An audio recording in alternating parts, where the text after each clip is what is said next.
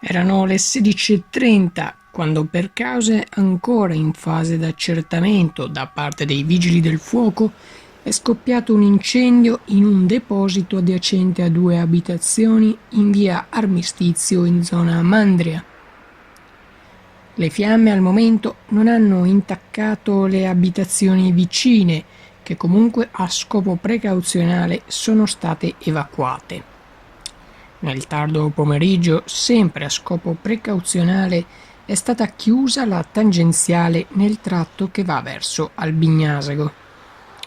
Durante l'incendio si è verificata anche un'esplosione, pare sembra, di una bombola di acetilene, mentre sono tenute d'occhio dai vigili del fuoco altre bombole presenti nella zona dell'incendio.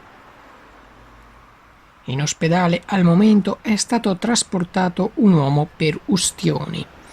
Per domare l'incendio tuttora in corso sono presenti diversi mezzi dai comandi di Padova, Abano ed Este.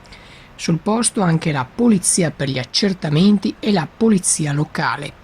Maggiori informazioni nelle prossime edizioni del TG.